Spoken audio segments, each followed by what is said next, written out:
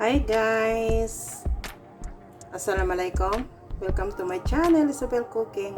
So for today's vlog guys, isi-share ko sa inyo paano ko gawin ang puto. Ito guys, we have here 3 pieces of eggs. Ibibit lang natin siya.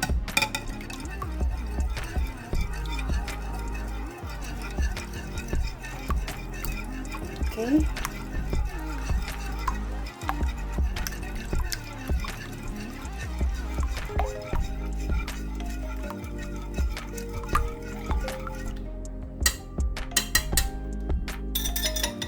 A cup of sugar, granulated sugar.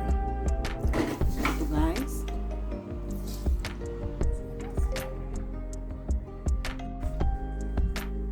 A cup of granulated sugar.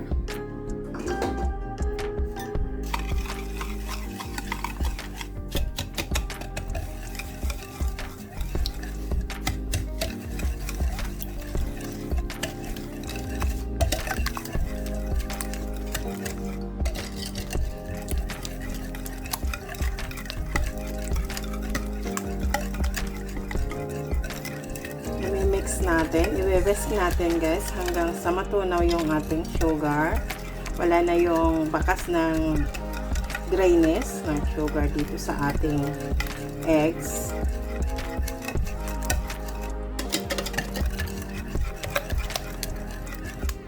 Okay. Then butter. Guys, melted butter, adding a half cup of melted butter and 2 cups of fresh milk.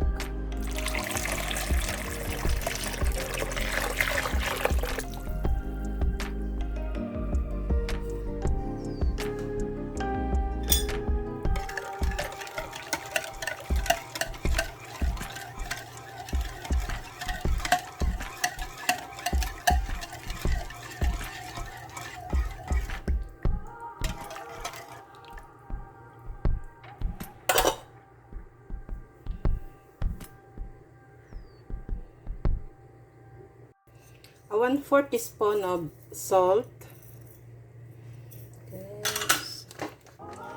50 grams of coconut powder,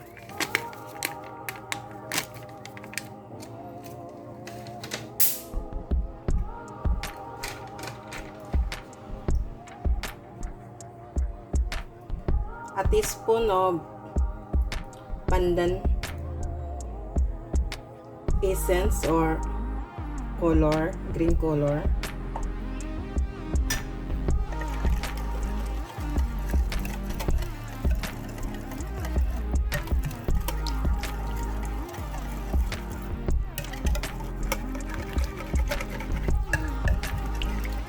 yan nyo guys, napakaganda ng concentrated color ng pandan extract.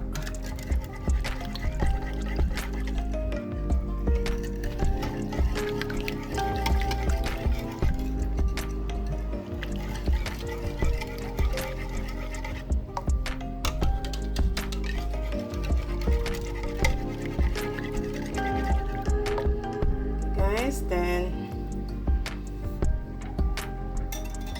we're gonna add in our 3 cups of all-purpose flour or 2.5 cups.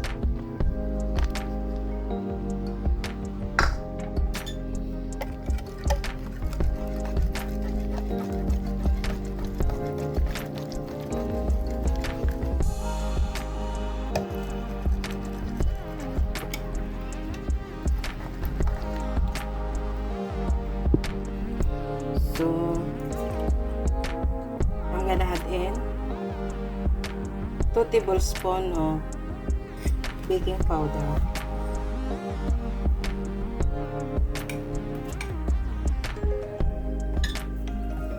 Then, continue natin ang pag-mix na ito guys hanggang ma-dissolve ang flour.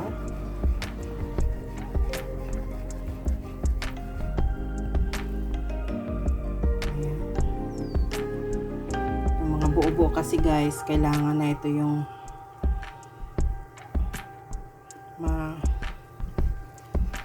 tunaw natin.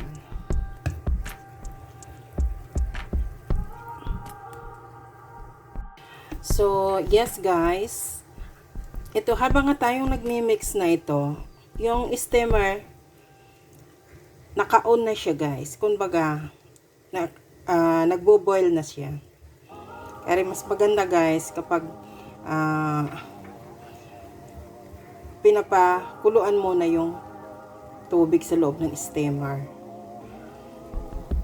para umaalsa ng husto ang ating puto. Ito guys, counting ano na lang, counting mix natin. Pasasaan ba? Malulusaw din itong mga lumps na ito dito. Diba?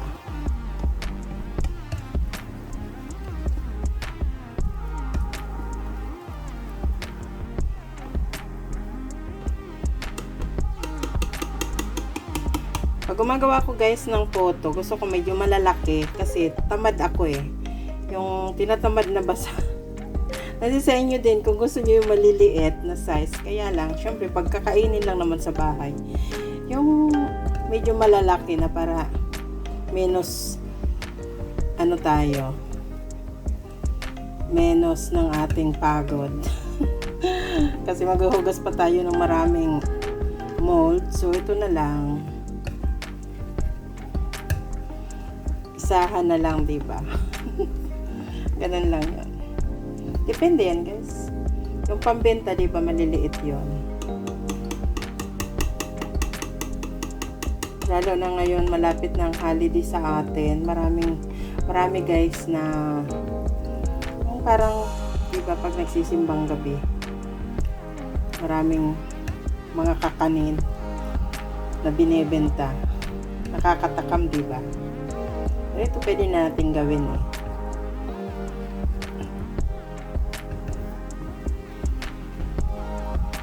Kakapagod nga lang guys. Kasi ako, ewan ko ba, parang ayoko nang magbukat-kat ng aking mixer. So kaya ito na lang. Mano-mano na lang tayo. At saka exercise ko na rin ito guys. Kasi kanina nagyayaya si girl. Mag-jogging daw kami. Sabi ko parang tinatamad ako. So ito na lang. Dito ko na lang ibuhos guys. Sige. Para na rin ako na ito nagbaboxing, di ba?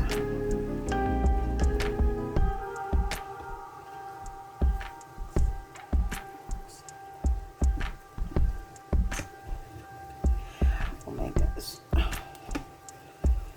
Meron pa rin ng mga buo-buo. Meron pa rin. So, ayun. So ito guys, ilalagay na natin siya sa molde o sa mold. Ayun.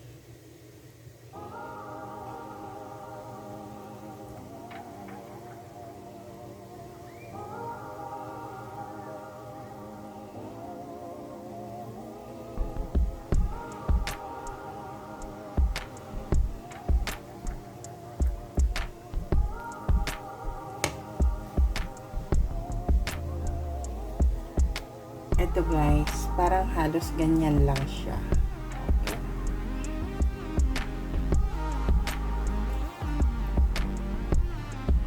So ito guys, nasa steamer na siya and ilalagay na natin sa kumukulong steamer.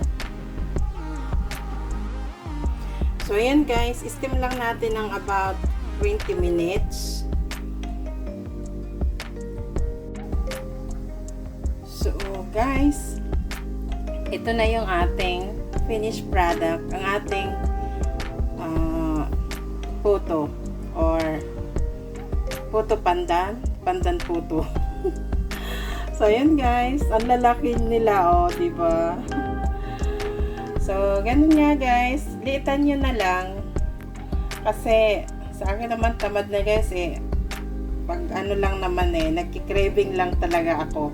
Kaya sabi ko, gagawa ako ng puto ngayong araw. So, eh eto guys, pasensya na kayo, napakalaki talaga. Ang lalaki nila.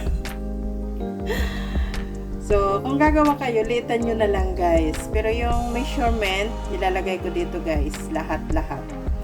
Okay, copy nyo na lang. Pero masarap siya guys. In fairness, napakasarap.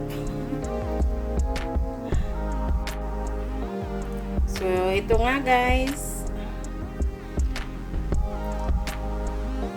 Kita nyo po to, paano kalalaki.